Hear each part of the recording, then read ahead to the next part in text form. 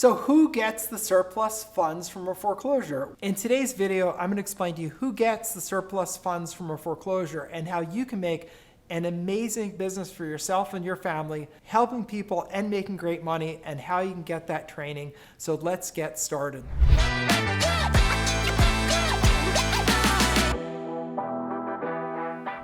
Let's talk about who gets these surplus funds. So the answer is that the people that qualify are always the former owners. So the former owners can always get the funds. And secondly, other creditors can apply for the funds. And if they do, they're most likely going to get paid out ahead of the former owner. So what I mean by that is if there's a mortgage on the property, or the IRS has a lien, or a state income tax lien, then those people will get paid out first. But I can also tell you that usually they're not an issue. For most claims, you're not going to have other creditors, or even if you do, they're not going to show up. And if they do show up, a lot of times you can defeat them anyway because they can't prove their case. So that's getting a little advanced. So let's just get into the basics first, and I'll get into the more advanced things. So the way that it works is when a property sells at a foreclosure auction, which could be either a mortgage foreclosure auction or a tax foreclosure auction.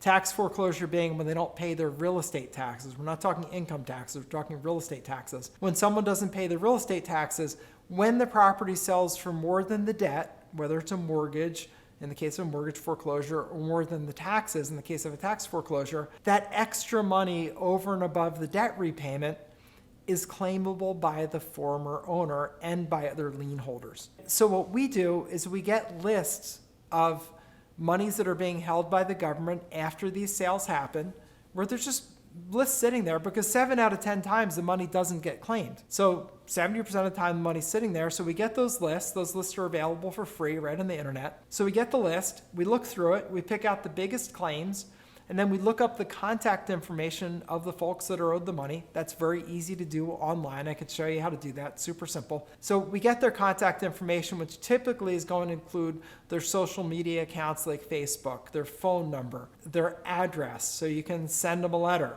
You can pick up the phone and call them. You can send them a message through Facebook. You can do all of those things, and you're getting in touch with them to let them know there's an opportunity to collect money that you found. You're not going to tell them where the money is or what it's from. That's your research. Tell them, hey, I found this $100,000 that's available. Our company will help you get that money at absolutely no upfront cost. If we're successful, we get paid. If we're not, it doesn't cost you a penny. Would you be interested in working with us? Totally risk-free. So many people will take you up on that offer. Typically what you're getting past is skepticism, because they're like, oh yeah, and I'm related to the Prince of Nigeria also, right? So you can make a joke out of it. We have a whole call script that we give our students, but basically you work through that. And the biggest secret is some people will and some people won't. You don't control that. You do the best that you can. So you just put on your happy face, you smile and dial, and the receptive people will become your clients. The non-receptive people won't, and that's okay. You can't convert everybody. So you sign them up, and then you'll go and apply for the funds. There are 2 ways that you would apply. One way is through the court system. That's your judicial process. Most states are not that, but some states are judicial. Like, for example, the state of Delaware has a judicial process where you're filing something called a motion or a petition to get the money. That's going to take a lawyer. That's not usually where people want to start out. Most states are administrative claim states, where you're just applying to the foreclosing tax agency or whatever other agency is holding the funds.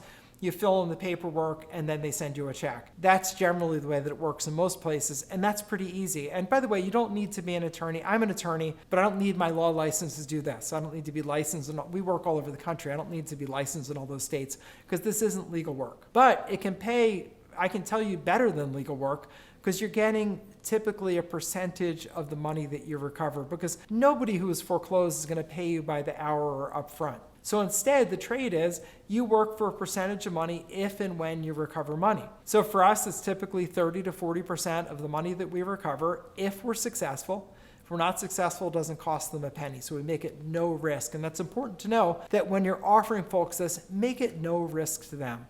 They don't want to take risks. They don't have the money for that. So make the offer that. And on the other side, because you're taking all the risk, you get a bigger payday than you would otherwise get. So you're going to get them this money, and our average claim just mathematically is a little over $100,000.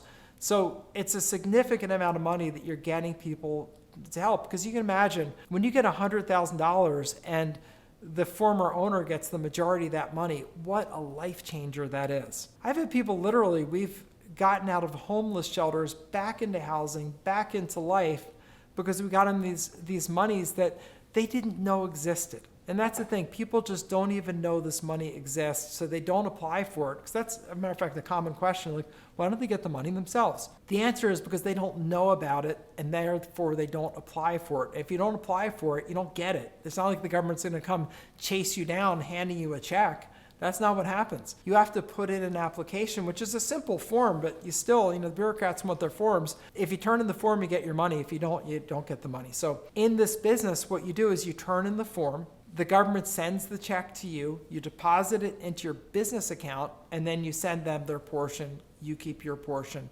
It's absolutely a fabulous business, and you can be a part of it. So if this interests you, which I assume it does based on your search, then click down below to my intro to the Overages business video. There, in about 20 minutes, I peel back the onion on this, open the curtains, and show you the inside of this business. And if you want to get full training with training on how to get the information for the people, meaning all their contact information, what you say to them to overcome their skepticism, I give you an opportunity to do that training with me. We have a home study course.